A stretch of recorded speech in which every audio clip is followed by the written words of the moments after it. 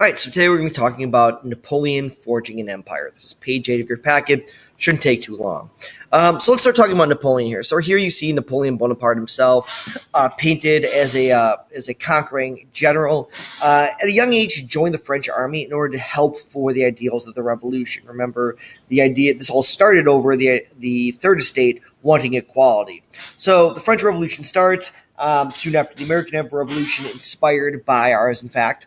And in 1795, Napoleon sees that the soldiers loyal to the King of France are headed to attack the National Assembly. Remember, the National Assembly is the elected representatives of the people of France who are trying to create a new government.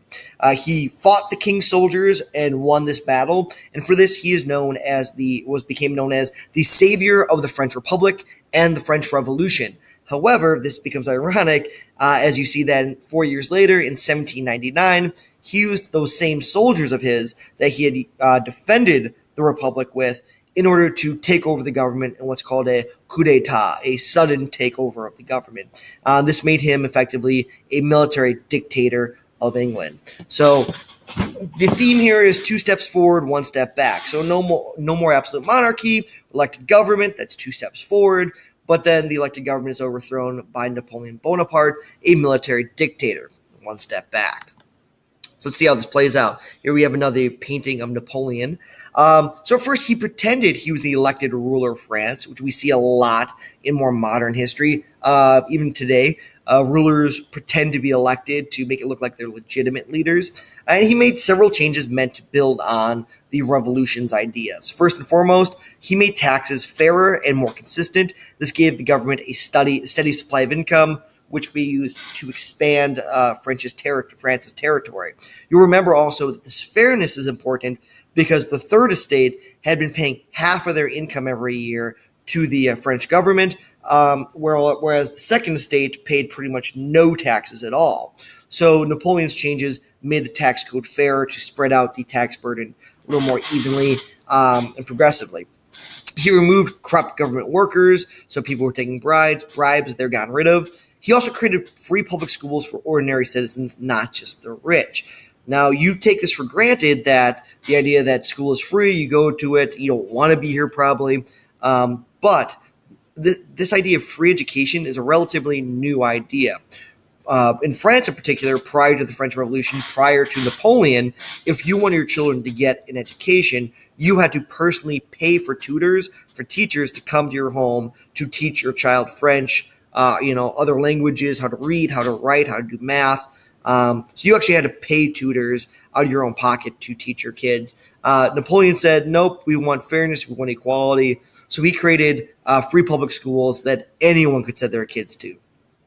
He also gave the Catholic Church some power back, making the peasants happy. Remember, the peasants abandoned the French Revolution in a previous reading because the National Assembly had been trying to exert control over the Catholic Church. Peasants who were overwhelmingly Catholic and loyal to the church wanted the church to remain more independent, and so they abandoned the revolution. Napoleon gave power back to the Catholic Church, gave more independence, and that made peasants happy with him. He also created what's called the Napoleonic Code, which gave all citizens equal rights, but it also took some rights away. So again, 2 steps forward, consistent laws, better taxes, free schools, everyone treated as equals, but 1 step back. He limited free speech so that no one could speak ill of him, and he also brought back slavery, which had been previously outlawed in the French Empire.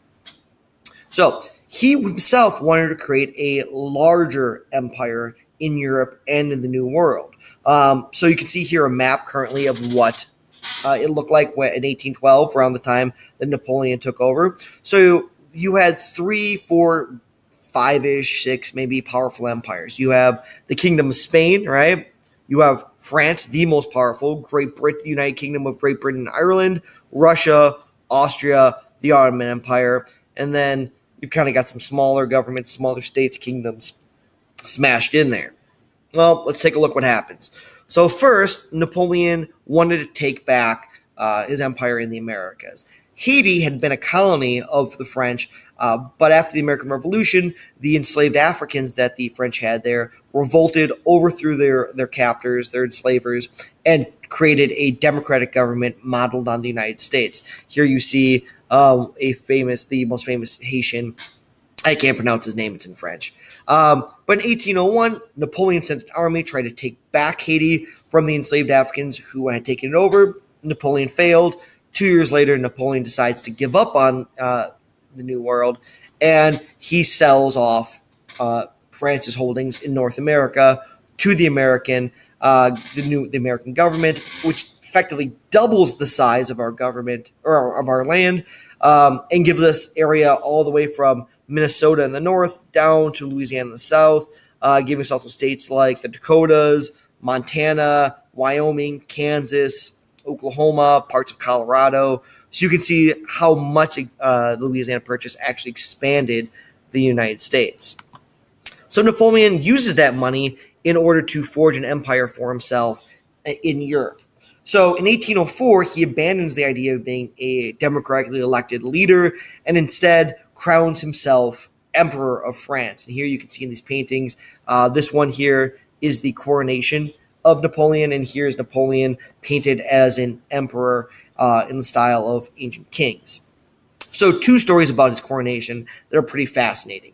First, his mother couldn't be there. She had passed away, and so he instructed the painter who was capturing the moment to paint his mother into the background so that it can be as if she was there with him. That's a pretty sweet story. However, the other story is also fascinating.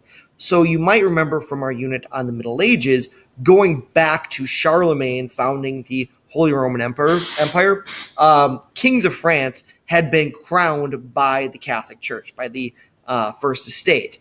So at these coronation ceremonies where the crown is being put on the head of the new king, it was always traditionally the head bishop or cardinal of France would be there, and they would put the crown on the king's head, signifying God and the church are ordaining this person as the king of France. Napoleon, the story goes, at his coronation was going to be crowned. The bishop had the crown, was about to put it on Napoleon's head, but at the last second, Napoleon grabs the crown out of the bishop's hands and places it onto his own head to signify, no one made me emperor. I made myself emperor of France. This is kind of a cool moment of Napoleon showing he's a self-made man.